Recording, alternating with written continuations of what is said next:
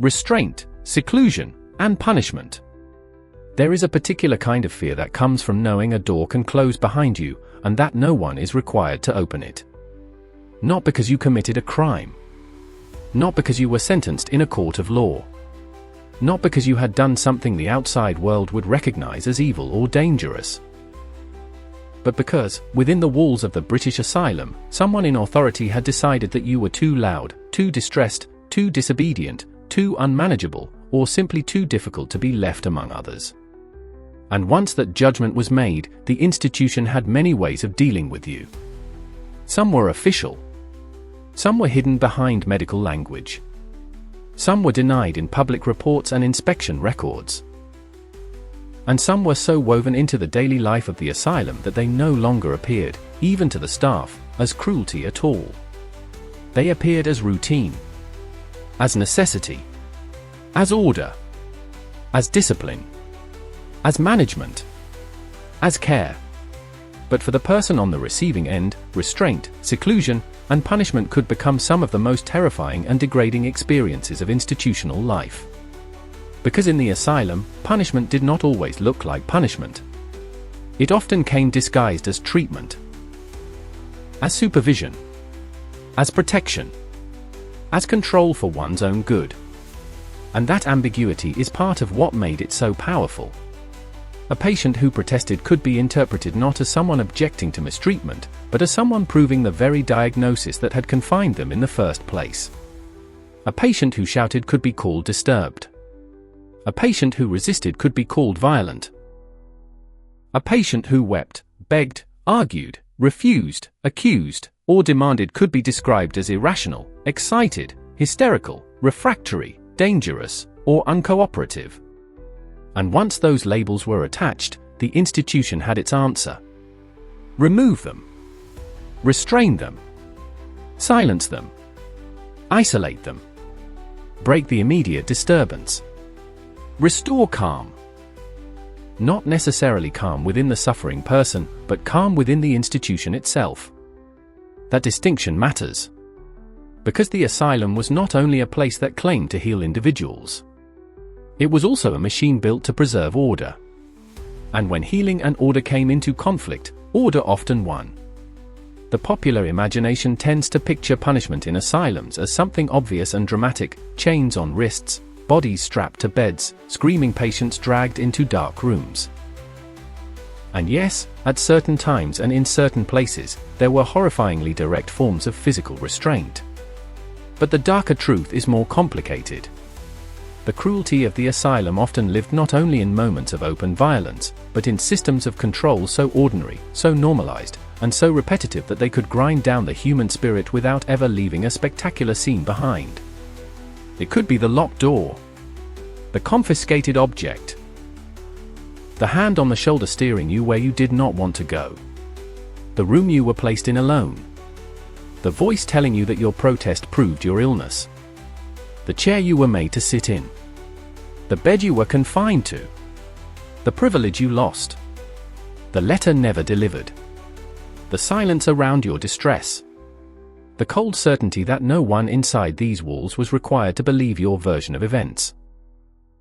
To understand restraint and punishment in British asylums, we have to begin with one of the most feared spaces in institutional memory: the locked room. The side room. The seclusion room. The padded cell. The bare chamber. Whatever the exact name, its purpose was simple: to remove a patient from others. To contain noise, disturbance, violence, panic, or refusal. To separate the troublesome body from the larger machinery of the ward. To restore order by reducing a human being to isolation. Imagine being taken down a corridor already associated with fear. You hear the changing acoustics beneath your feet. Open ward sounds fade behind you, footsteps, muttering, distant voices, clattering metal, doors opening and closing. Ahead is a quieter stretch. Quieter in the wrong way. Not peaceful. Not restful. Muted. Held. A silence that feels prepared. A silence that has received this scene many times before. Then the door opens. Inside, there is little or nothing to comfort the eye. Perhaps bare walls. Perhaps padded surfaces in later adaptations. Perhaps minimal furniture, fixed or absent. Perhaps a mattress. Perhaps a chamber pot. Perhaps a small high window too high to look through properly. Perhaps no meaningful decoration at all. No softness of domestic life. No familiar object. No evidence that a person is expected to do anything here except remain contained. And then the door shuts. Sometimes with a click. Sometimes with a heavy mechanical sound. Sometimes with a slam that echoes long after the corridor outside has fallen quiet again. For the institution, this was seclusion.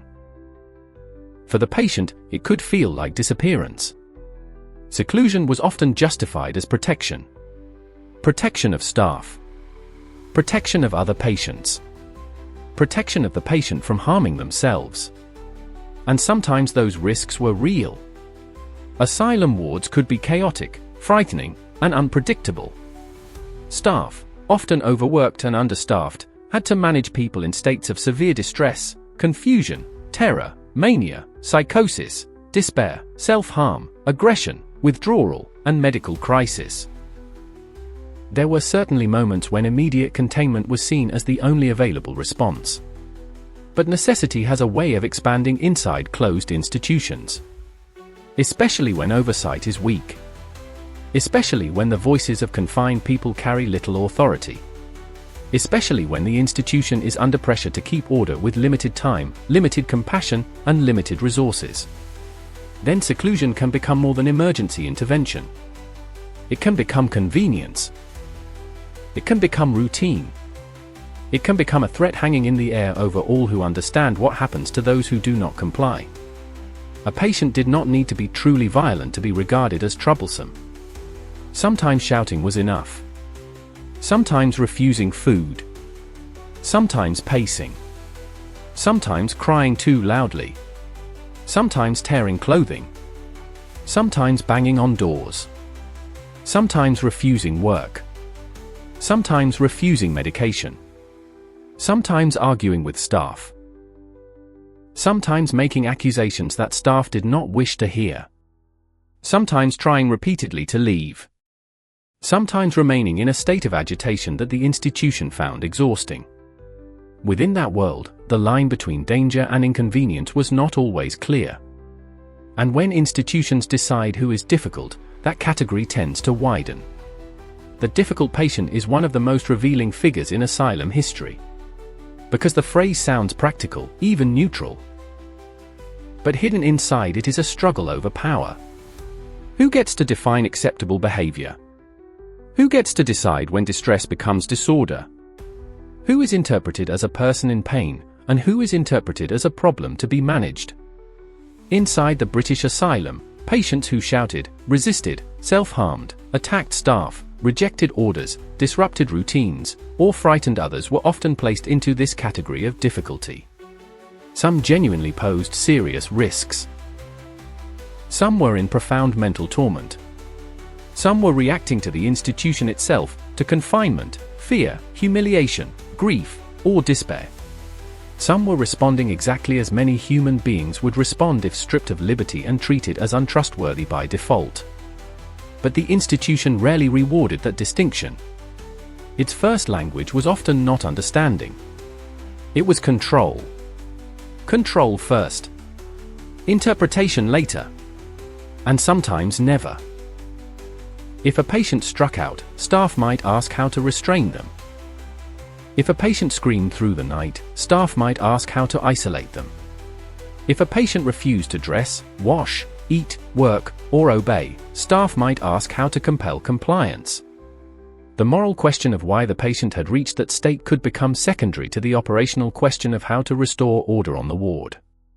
This is what makes asylum punishment so chilling. It did not always emerge from theatrical sadism. Often it emerged from institutional logic. The ward must be calm. The schedule must continue. The other patients must be managed. The staff must maintain authority. The records must show control.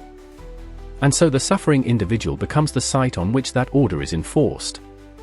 Physical restraint, in one form or another, haunted psychiatric history for centuries. Earlier eras had seen chains, manacles, restraining chairs, straps, gloves, belts, cuffs, and other devices intended to immobilize the body. By the 19th century, reformers increasingly criticized the most brutal visible methods, and some institutions proudly advertised non-restraint policies as marks of humane progress. This is important. There were genuine reform movements. There were doctors, superintendents, inspectors, nurses, and campaigners who believed older practices were barbaric and should be reduced or abolished. There were institutions that embraced the language of kindness, gentleness, and minimal force. There were public claims that chains had disappeared, that straitjackets were no longer routine, that modern care had replaced cruelty. And in some respects, conditions did improve from earlier horrors. But public reform and lived reality do not always match. Even where official restraint was reduced, coercion did not vanish. It changed shape. Sometimes mechanical restraint returned in moments of crisis. Sometimes it persisted unofficially. Sometimes staff used manual force instead. Sometimes seclusion replaced visible restraint while serving a similar purpose. Sometimes sedation took over where straps once had. Sometimes the institution congratulated itself for being humane while continuing to dominate every aspect of a person's life through subtler, less publicly embarrassing forms of control. This is the great danger of reform language in closed institutions. It may reduce one cruelty while leaving the structure of domination intact. A patient might no longer be chained in the old style and still remain trapped in a world where every movement, conversation, possession, relationship, privilege, and hope was regulated by others. The result could be a kind of modernized coercion, less shocking to outside observers, but still devastating to those who lived under it. Consider the padded cell. To the institution, it could be described as safer than a hard-walled room, a place where a violently distressed or self-destructive patient might injure themselves less severely. And in a narrow practical sense, that logic existed. But to imagine the padded cell only through administrative reasoning is to miss its emotional reality. For the patient, it could be an unreal chamber of humiliation. A room stripped of ordinary human meaning. A place where one's most extreme distress was met not with companionship, but with isolation. A place where time distorted. Where anger could turn inward. Where panic could expand. Where the absence of ordinary stimuli might calm some, but terrify others. Where one's cries might echo meaninglessly. Where one could begin to feel less like a citizen, less like a family member, less like a person with a future, and more like a problem temporarily removed from sight. Then there is the question of how long such isolation lasted. In principle, seclusion might be temporary. In practice, its duration could depend on institutional judgment, and institutional judgment was not always impartial, careful, or compassionate. A patient who emerged still furious or terrified might be judged unready. A patient who protested their confinement might be judged unwell. A patient who complied too slowly might remain inside longer. A patient who begged to be released might be told to calm down first, only to discover that the very desperation of begging was treated as evidence of instability. This circular logic was one of the institution's most powerful tools. You are confined because you are disturbed. If you become more disturbed while confined, that proves you should remain confined. If you protest the conditions, the protest itself confirms the diagnosis. Inside that loop, reason can feel useless. And hopelessness grows quickly when a human being realizes that resistance may only tighten the system around them. But punishment in asylums was not only physical and spatial. Much of it was psychological. And psychological punishment leaves fewer obvious artifacts in the historical record, even though it may be among the most damaging forms of all. Humiliation was one of the institution's quiet weapons. To be spoken to like a child. To be called by your surname or by a diagnosis rather than by your chosen self. To be told to sit down, be quiet, stop crying, stop shouting, stop imagining, stop asking, stop resisting. To be laughed at. To be dismissed in front of others. To have intimate needs handled without tenderness. To be watched while washing. To be denied privacy in distress. To have your shame become routine to others. To be treated not as an adult with a history, but as a case to be managed. Humiliation teaches a person where they stand. It says, your dignity is conditional here. And in the asylum, where patients had little power to defend themselves, even small humiliations could accumulate until they reshaped the inner life. Then there was forced silence. Not always literal silence, though that too could be demanded. But the larger silence of being unheard. A patient might speak about fear, grief, abuse, or injustice and find their words absorbed into the diagnosis itself. If they said someone had harmed them, they might not be believed. If they said they were not insane, the denial could be interpreted as lack of insight. If they said the institution was making them worse, that might be recorded as bitterness, delusion, excitability, or obstinacy. There is a particular cruelty in being trapped within a system that turns your testimony into evidence against you. This is not merely confinement of the body. It is confiscation of credibility. And once that happens, a person can become profoundly alone even while surrounded by others. Infantilization was another common form of psychological control. Adult patients could be treated as children needing discipline rather than citizens retaining rights. Their routines were decided for them. Their friendships could be monitored. Their letters could be read. Their visits could be restricted. Their labor could be directed. Their emotional reactions could be corrected. Their bodies could be moved, washed, clothed, seated, medicated, and inspected according to institutional expectation. No single act needed to be spectacular. It was the totality that mattered. The steady message, day after day, that your judgment no longer counted as fully your own. That someone else understood you better than you understood yourself. That obedience was health, and resistance was illness. Withheld privileges could also function as punishment. Access to visitors. Access to letters. Time outdoors. Participation in recreation. Tobacco. Tea. Small comforts. Small freedoms. Small recognitions of individuality. In ordinary life, these things might seem minor. In confinement, they could become huge. When the world shrinks, tiny permissions expand in emotional value. That is why institutions can control people through what seems trivial to outsiders. A patient may endure deep anguish for the sake of one walk, one reply from home, one visit, one book, one object from the past, one moment of reduced surveillance. And if those things can be removed, discipline no longer requires blows.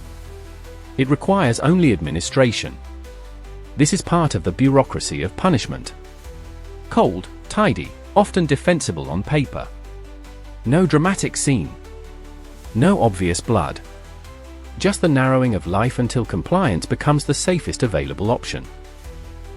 And of course, there was also being ignored. Neglect can itself be punishment, whether intentional or not.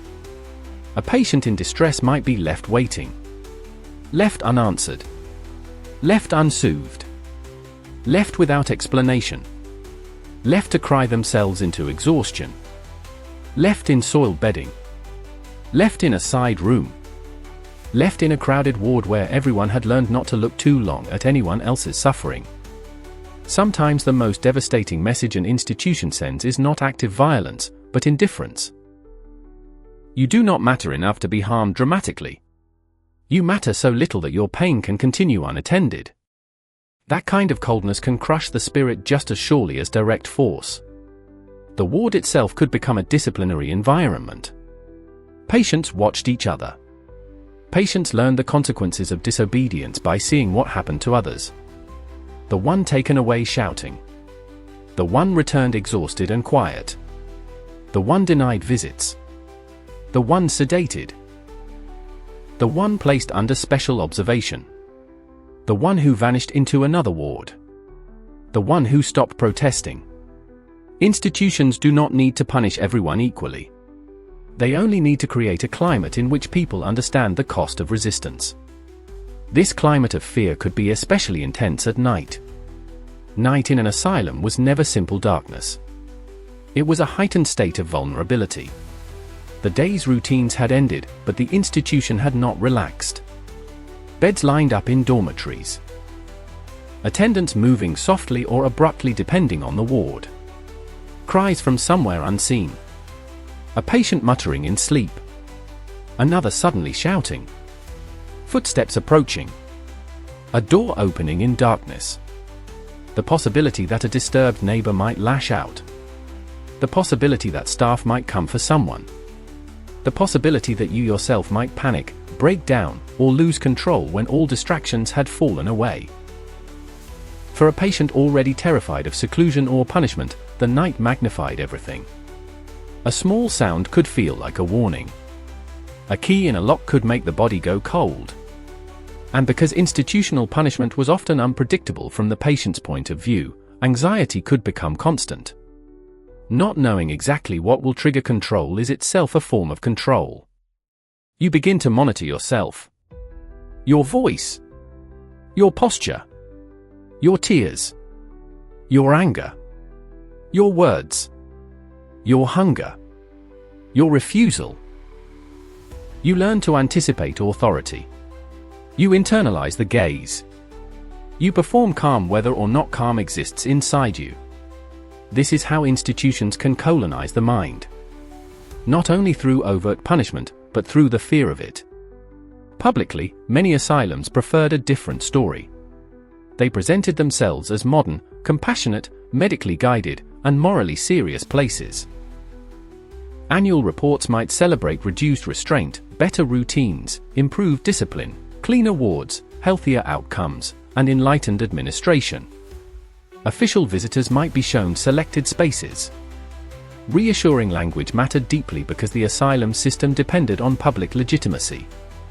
Britain wanted to believe it had moved beyond barbarism. That the age of chains and dungeons belonged to a darker past. That science and reform had humanized confinement. And yet beneath these claims, informal coercion remained woven into practice. Because institutions can become very skilled at hiding force in acceptable forms. A hand becomes guidance. A locked room becomes rest. A punishment becomes management. A humiliation becomes routine. A denial becomes procedure. A silence becomes professional distance. A deprivation becomes therapeutic structure. This does not mean every staff member was cruel. Far from it. Many must have been exhausted, conflicted, undertrained, emotionally blunted by constant exposure to distress, or genuinely convinced they were doing what was necessary. Some likely tried to protect patients from harsher treatment. Some may have shown real tenderness in a system not built to support tenderness well. But systems do not require every participant to be monstrous in order to produce monstrous outcomes. They require only a structure in which power flows one way, accountability remains weak, and the suffering person has little ability to challenge the story told about them. That is why asylum history cannot be reduced to good people versus bad people. It is also a history of institutions producing cruelty through routine, through hierarchy, through administrative convenience, through fear of disorder, through the medicalization of disobedience, through the moral comfort of believing that coercion was necessary. And when that belief hardens, punishment no longer feels like punishment to those imposing it. It feels like duty. That may be the most disturbing transformation of all. Because once punishment becomes ordinary, it disappears into the wallpaper of daily life. A patient sits alone in seclusion. Nothing unusual. A crying woman is told to compose herself. Nothing unusual. A man who resists washing is forcibly handled. Nothing unusual. A distressed voice is mocked. Nothing unusual. A letter is withheld. Nothing unusual. A privilege is removed. Nothing unusual. Someone is not believed. Nothing unusual. The ward closes ranks. Nothing unusual. And so the most devastating cruelties can continue not as scandal, but as atmosphere. This is why the cruelty of routine matters so much in the history of British asylums. Because punishment was not always the dramatic crisis. Sometimes it was the repetition. The same bell. The same order. The same inspection. The same correction. The same denial. The same narrow bed. The same watched body. The same reminder that one's will counted for less than the system's need for smooth operation. Human beings can survive spectacular moments of terror and still carry scars. But long-term institutional life often inflicted something slower. A wearing away. A reduction. A flattening. The person who entered angry or hopeful might become quiet. But quiet did not necessarily mean healed. Quiet could mean exhausted. Quiet could mean frightened. Quiet could mean sedated.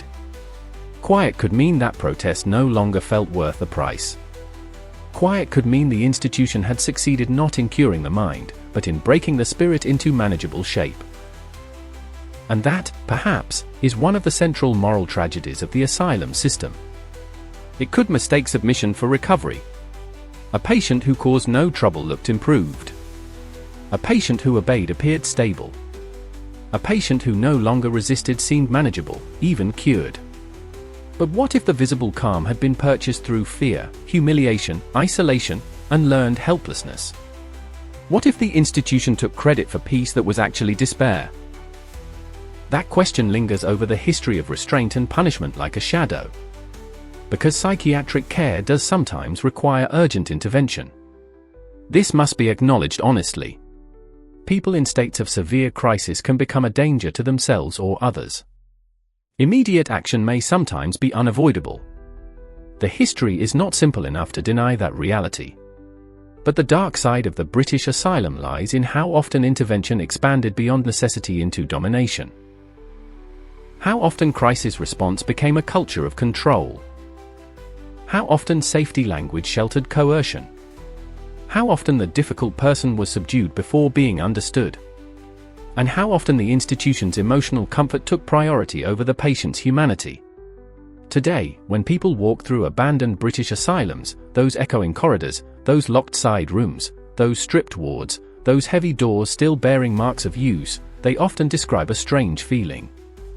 Not only fear. Not only fascination. But pressure. As if the building remembers obedience. As if the walls absorbed years of muffled resistance. As if somewhere in the silence there remains the ghost of people told, over and over again, to be still. To stop shouting. To stop resisting. To stop feeling so much. To calm down. To comply. To disappear into routine. And perhaps that is why these buildings disturb us so deeply. Not merely because bad things happened there, but because they reveal how easily a society can convince itself that control is compassion. How easily punishment can wear the mask of care. How easily the suffering person can become, in the eyes of authority, a disturbance to be contained rather than a human being to be understood. Inside the British asylum, restraint was not only straps, locks, and walls. It was a philosophy. A way of thinking. A system that answered distress with authority, difference with discipline, and disorder with confinement. And for countless patients, the true punishment was not one dramatic act. It was living day after day inside a world where every expression of self could be measured against obedience, and where the cost of being difficult could be solitude, humiliation, silence, and the slow erasure of dignity. Overcrowding, when asylums became human warehouses. There is a point at which an institution stops pretending to be a refuge and begins to reveal itself as storage. Not openly. Not in the language of official reports, committee meetings, medical lectures, or parliamentary discussions. No superintendent stood before the public and said, "This place is no longer healing people. This place is now a holding pen. A place to stack the unwanted, the broken, the poor, the difficult, the aging, the frightened, the chronically ill, the socially inconvenient, and the forgotten." No, the transformation was quieter than that. It happened gradually. Bed by bed. Ward by ward. admission by admission, year by year. It happened as the numbers kept rising. As more people were sent in than could reasonably be treated. As more stayed for years instead of weeks or months. As fewer left. As the optimism of reform collided with the mathematics of mass confinement. And once that process gathered momentum, many British asylums began to change in a fundamental way. They did not simply become crowded hospitals. They became something darker. Something more inert. Something more resigned. They became human warehouses. Places where people were not so much cured as contained. Where bodies were housed, fed, monitored, washed, counted, moved, and disciplined, but not necessarily restored. Where individuality thinned under pressure. Where the institution's first task was no longer to understand the person, but to manage the accumulation. And the accumulation was relentless. To understand the dark side of overcrowding, we have to begin with the ideal that many asylums once claimed to represent. At least in theory, the 19th century asylum was supposed to be ordered, calm, airy, moral, and therapeutic. It was meant to remove the disturbed person from chaos, vice, poverty, or domestic strain and place them in an environment of routine, supervision, occupation, cleanliness, and quiet. The architecture itself often reflected these ambitions. Large grounds. Segregated wards. Ventilation. Workrooms. Chapels. Yards. Windows admitting light. Broad corridors. A place designed, at least on paper, to impose stability on disordered minds. But paper absorbs ideals more easily than buildings absorb bodies. And once the asylum system expanded, those ideals were tested by something brutally simple: numbers. The numbers kept rising. More admissions. More chronic cases. More elderly patients. More people with conditions that did not fit neat expectations of recovery. More women sent in after breakdown, childbirth, trauma, domestic collapse, or social disgrace. More men broken by poverty, drink, neurological disease, war, grief, unemployment, or mental collapse. More children labeled defective or unmanageable. More epileptics. More learning disabled people. More dementia sufferers. More long-term inmates with nowhere else to go. The asylum had been designed partly around the hope of treatment and return. But in practice, many patients did not return quickly. Some did not return at all. And that single fact changed everything. Because an institution can survive high admissions if turnover is rapid. But when admissions rise while stays lengthen, the pressure becomes cumulative. Each new arrival does not replace a departed patient. They are added to those already inside. One more bed. One more mouth to feed. One more body to supervise. One more file. One more routine. One more distressed mind placed into an already burdened machine. Then another. Then another. And another. Soon the wards begin to swell.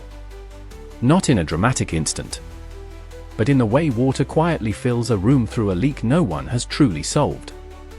At first, perhaps there is discomfort. A little crowding. A little less space than intended. A sense that the institution is under strain but still functioning. Then that strain deepens. Dormitories become fuller. Common rooms become noisier. Staff become shorter in manner because they are stretched thinner. Personal attention becomes harder to sustain. The rhythm of the day grows harsher, less humane, more hurried. And then a threshold is crossed. The building is no longer merely busy. It is overfull. And overfull institutions change moral character. Because overcrowding is not just an inconvenience. It is not simply an issue of logistics or architecture. It reshapes every human relationship inside the walls. It alters the meaning of care. It shortens tempers. It dilutes dignity. It turns small problems into constant crises. It makes privacy almost impossible. It makes rest harder. It makes supervision more superficial. It makes violence more likely. It makes infection more dangerous. It makes compassion more difficult to practice at scale. And perhaps most devastating of all, it trains everyone inside, staff and patients alike, to accept abnormal suffering as normal. This is how a warehouse mentality takes hold. Not always because individuals wake up and choose cruelty, but because systems under pressure begin to define success downward. No longer, are patients healing? Now, are they fed? No longer, are they improving? Now, are they contained? No longer, are they being treated with dignity? Now, has the ward remained manageable? No longer, is this environment fit for recovery? Now, can we get through another day? That shift may sound subtle. In reality, it is enormous. Because when the goal of genuine care collapses into basic maintenance, human beings are reduced to management problems. And nowhere was this more visible than in the physical spaces themselves. Imagine a ward originally designed for a certain number of residents, not luxurious, certainly, but at least structured around some idea of order, circulation, visibility, and basic breathing room. Now imagine more beds being added. Then more. Gaps between them shrinking. Walking space narrowing. A room once intended to sleep 20 now holding many more. Rows of iron bedsteads so close together that the ward begins to lose all softness of proportion and become a field of metal frames, blankets, bodies, and breath. At night, the effect would have been especially oppressive. Coughing. Snoring. Restless movement. A cry in one corner. Muttering in another. One patient rising in confusion. Another weeping into bedding. Another shouting in sleep. The smell of many bodies held in too little air. The heat in summer. The stale dampness in winter. The sense that there was nowhere to go, nowhere to disappear, nowhere to be alone with your thoughts, grief, fear, or shame. Even sleep, the most basic human refuge, became communal, exposed, and unstable. And when wards filled beyond intended capacity, the institution had to improvise. Corridors might be pressed into service. Side spaces repurposed. Rooms intended for one function converted to another. Storage logic begins when purpose becomes flexible enough to absorb bodies anywhere they can be placed. Not because it is wise. Not because it is humane. But because the system has decided placement is more urgent than suitability. This is the grim pragmatism of overcrowding. Where can we put them? Not, what do they need? Where can we fit them? Not, what would help them recover? Where is there space for another bed? Not, what kind of environment protects dignity? And that is how the asylum gradually shifts from therapeutic institution to containment apparatus. A person enters with terror, delusion, despair, confusion, grief, dementia, trauma, mania, suicidal thoughts, postpartum collapse, epilepsy, learning disability, or chronic instability, and is absorbed into a ward whose central fact is not specialized attention, but saturation. There is an almost industrial sadness to this. The system continues to use the language of care. The routines continue. The records continue. The washing, feeding, medicating, inspecting, locking, unlocking, and counting continue. But the emotional meaning of these actions changes when too many people are packed into too little space for too long. A bath can become throughput. A meal can become distribution. A check can become surveillance. A bed can become storage. A ward can become a human shelf. And once you begin to see it that way, the emotional horror of overcrowding becomes impossible to ignore. Because healing depends on conditions that overcrowding destroys. Recovery from severe distress often requires safety, a degree of quiet, attention, stability, trust, sleep, space, some chance of being known as more than a file or a diagnosis. some chance of being seen in the details of your suffering rather than only in its disruptive effects. But chaos undermines all of that. In an overcrowded asylum, noise becomes constant. Not dramatic noise all the time, but layered noise. Endless noise. Footsteps. Doors. Calling out. Arguments. Coughing. Instructions. Metal on metal. Bell signals. Furniture scraping. A patient singing to themselves. Another yelling without warning. An attendant trying to quiet one disturbance while another rises elsewhere. And for someone already mentally unwell, someone frightened, paranoid, depressed, traumatized, psychotic, grieving, or neurologically impaired, such noise is not background. It can be torment. It can intensify confusion. It can inflame agitation. It can shred concentration. It can erase any fragile sense of calm the institution was supposed to offer. Then there is filth. Overcrowding does not automatically produce filth, but it makes cleanliness far harder to maintain, especially in underfunded systems with exhausted workers and inadequate infrastructure. More bodies mean more washing. More linen. More waste. More sickness. More strain on toilets, drains, baths, kitchens, and laundries. More opportunities for hygiene to fail. A building can look imposing from the outside, grand brick towers, high windows, dignified facades, and still smell inside of urine, disinfectant, damp cloth, old food, sweat, sickness, and stale air. That contrast is one of the most haunting features of old asylum history. The architecture often projected order and confidence. But inside, especially in periods of pressure, the daily reality could feel congested, sour, and exhausted. And smell matters. It is one of the fastest ways an environment communicates whether dignity survives there. The smell of neglect cannot be argued away by medical theory. It enters the lungs. It settles in fabric. It follows people down corridors.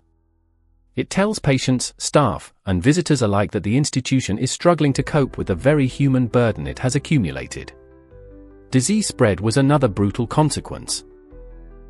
Where many people live in close quarters, especially when some are physically frail, elderly, malnourished, or already ill, infection moves more easily. Respiratory illness. Skin complaints. Gastrointestinal outbreaks. General weakness turning minor ailments into major threats. And the asylum population was not composed of healthy, resilient people in ideal conditions. Many patients arrived already vulnerable, exhausted by poverty, age, chronic illness, malnutrition, stress, or long untreated conditions. Overcrowding did not simply make them uncomfortable. It made them less safe. Yet because asylum populations were socially devalued, deterioration could become disturbingly easy to normalize. If a prison is overcrowded, public alarm may rise. If a school is overcrowded, concern follows. If a fashionable hospital is overcrowded, scandal erupts. But when the overcrowded population consists of the mentally ill poor, the abandoned elderly, the disabled, the institutionalized woman, the troublesome child, the person already marked as less reliable, less respectable, less visible, society often tolerates more than it should. And that tolerance is part of the dark story. Overcrowding in British asylums was not merely an accident of demographics. It also reflected whose suffering could be absorbed without immediate national outrage. Lack of privacy may sound mild compared with overt violence, but inside institutions it can become a form of slow injury. To have no corner that is truly yours. No room in which to close a door. No protected space to grieve, pray, cry, think, dress, undress, or simply exist unwatched. To sleep among strangers. To wash under supervision or in shared facilities. To endure illness, menstruation, incontinence, confusion, fear, or panic in public proximity. To hear others breaking down while knowing they hear you too. This is not only uncomfortable. It erodes the boundaries that help human beings remain psychologically intact. In overcrowded wards, individuality dissolves faster. You are one more bed. One more tray. One more task. One more problem to monitor. And where privacy vanishes, dignity often follows. Poor supervision added another layer of danger. This may sound paradoxical in a world of institutional control, but overcrowding often meant that even highly regulated spaces were not closely or compassionately supervised. There may have been rules everywhere, but not enough attentive presence to truly protect people. Staff could be responsible for too many patients at once. A ward might contain a volatile mixture of individuals. Some withdrawn, some confused, some vulnerable, some predatory, some deeply frightened, some physically frail, some prone to sudden agitation, some incapable of defending themselves. In such an environment, watchfulness becomes difficult to sustain. And when supervision thins, danger grows in strange ways. Patients may harm one another. Bullying emerges. The weak become easier targets. The distressed are missed until crisis. The suicidal find moments unnoticed. The incontinent remain unattended too long. The elderly fall. The delirious wander. The violent escalate before anyone intervenes. And afterwards, institutions tend to explain such events in the language of regrettable incidents rather than structural failure. But structure matters. If too many people are packed into one system, the system ceases to see clearly. Everything becomes triage. Everything becomes reactive. Everything becomes one step behind. Violence among patients was one of the ugliest consequences of overcrowded institutional life. Not every ward was a battlefield, of course. But where too many distressed, frightened, confused, and constrained people are forced into close coexistence, conflict is hardly surprising. Imagine a person in psychosis awakened repeatedly in a noisy dormitory. Imagine another patient terrified and defensive, interpreting ordinary movement as threat. Imagine an elderly dementia sufferer wandering into someone else's space. Imagine chronic frustration, boredom, and humiliation building over months or years. Imagine staff too stretched to de-escalate early. The result is a climate where sudden aggression can erupt out of very little. A glance. A touch. A misunderstanding. A stolen object. A shouted insult. A nighttime disturbance. A fight over place, noise, routine, or irritation. And in overcrowded institutions, every eruption is harder to contain well because there is less margin everywhere, less space, less patience, less attention, less recovery time after disruption. Exhausted staff must also be part of this picture. It is easy, and sometimes satisfying, to imagine institutions as machines powered solely by cruelty. But overcrowded asylums often also ran on fatigue. Fatigue does not excuse abuse. But it helps explain how conditions deteriorate. A nurse, attendant, or ward worker surrounded daily by too many needs, too many crises, too many bodies, too little rest, and too little support may become abrupt, numb, authoritarian, careless, or emotionally deadened.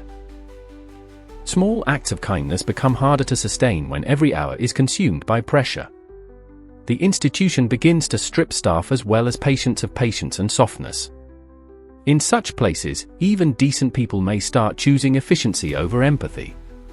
Quicker commands. Less listening. More forceful handling. Less explanation. More dependence on routine. More punishment for disruption. More desire for silence at any cost. And once that tone settles into the building, it shapes everything. Overcrowding does not merely fill beds. It coarsens culture. And when culture coarsens, the most vulnerable suffer first. It matters, too, that many overcrowded patients were not there briefly. This was not always a short-term crisis environment. For many, the asylum became years. Decades. A lifespan. That is what makes the warehouse metaphor so devastating. Warehouses are designed to hold stock over time. To preserve, sort, and contain. To keep inventory organized enough for the system's purposes. That language feels cruel when applied to human beings, and it should. But overcrowded asylum systems often drifted alarmingly close to that logic. Long-stay patients accumulated. Chronic patients accumulated. Those with nowhere else to go accumulated. And the institution gradually adapted, not by truly solving their needs, but by incorporating them into its permanent population. Once that happens, recovery ceases to be the emotional center of the building. Maintenance takes over.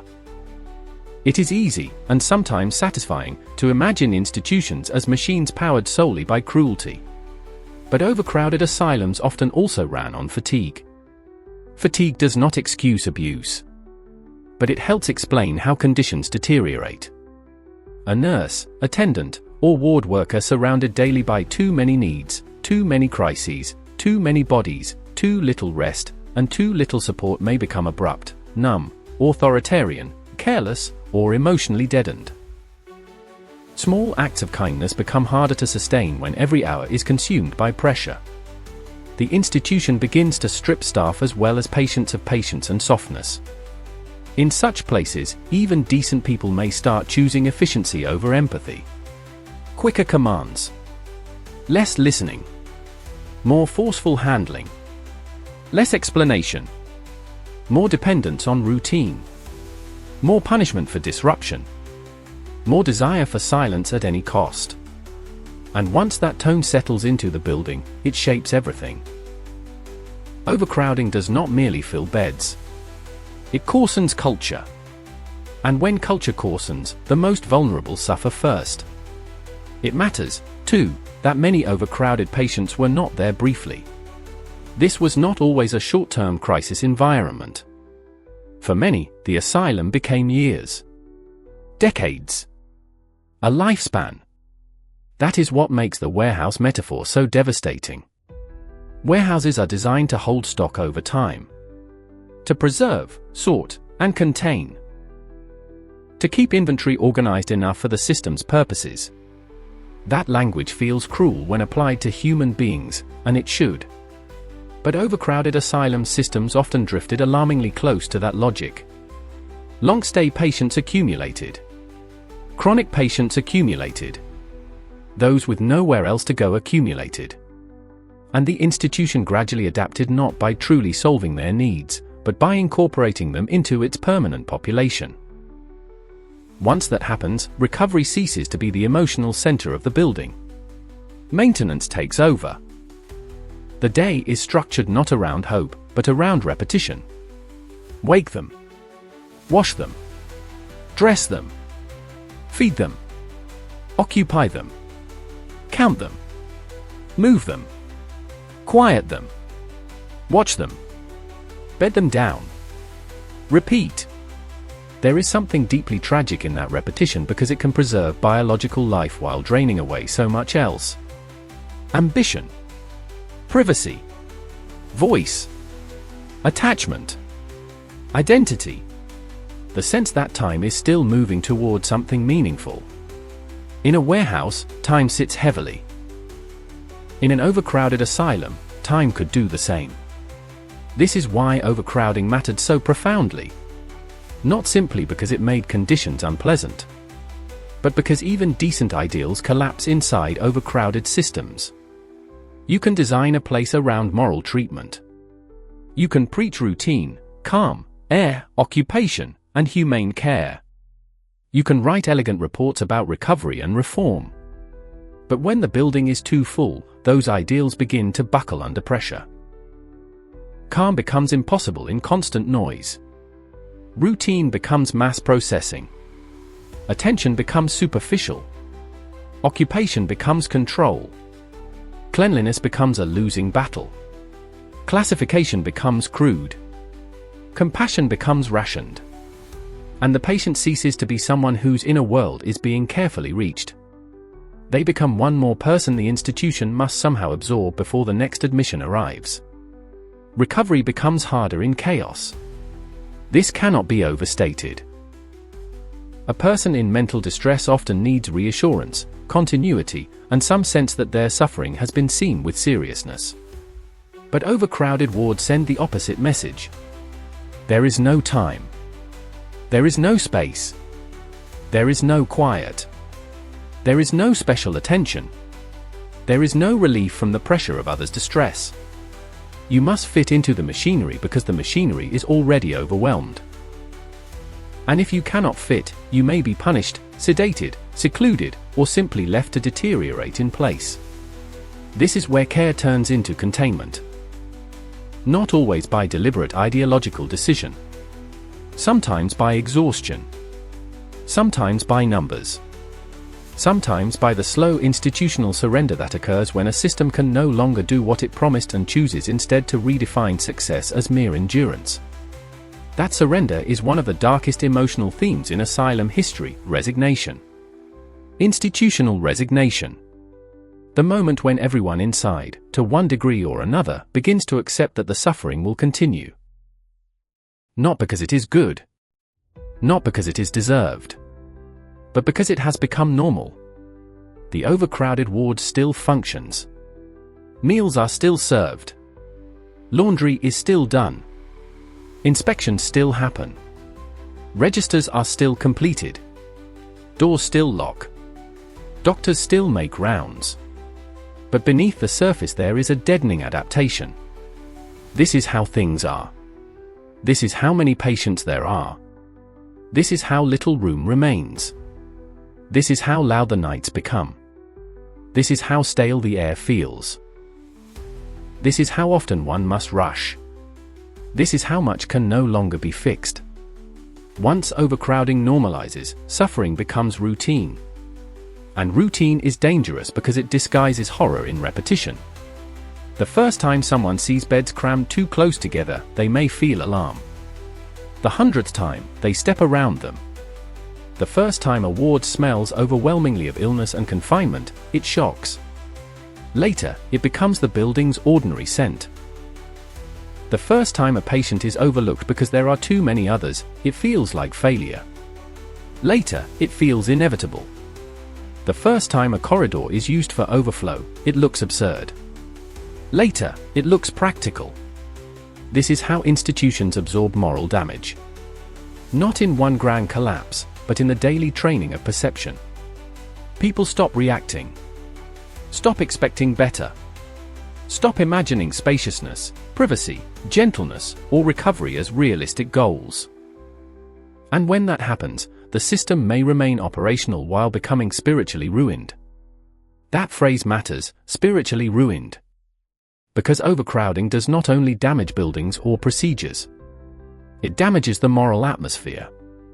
It teaches everyone inside to lower their sense of what a human life requires.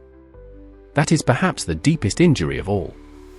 When the threshold of acceptable suffering shifts downward, everything becomes easier to justify. Another bed added. Another patient ignored a little longer. Another complaint dismissed.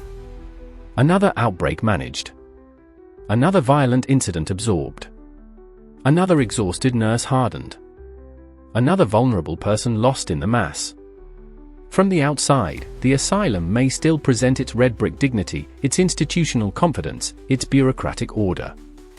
But inside, the daily truth is accumulation without intimacy. Presence without recognition. Containment without restoration. A place built, or at least advertised, as a machinery of healing has become a machinery of endurance. And the patients feel this transformation even if they do not name it in institutional language. They feel it in the lack of room. In the smell. In the noise. In the hurry. In the absence of privacy. In the shallowness of supervision. In the shortness of tempers. In the way the ward responds to them as one more burden. In the way their pain must compete with so many others that it becomes thin, repetitive, nearly invisible. That invisibility is crucial. Because a human warehouse does not need to be openly sadistic to be devastating. It only needs to become too full to see people properly. That is enough. Enough to break hope. Enough to worsen illness. Enough to turn temporary confinement into lifelong institutional drift. Enough to make a building feel, to later generations walking its ruins, less like a hospital and more like a monument to organized abandonment. And maybe that is why abandoned British asylums feel so haunting even when they stand silent. Because the silence is deceptive. When you walk through those immense, empty wards now, you can almost sense the pressure they once held. Too many bodies. Too many beds. Too many voices.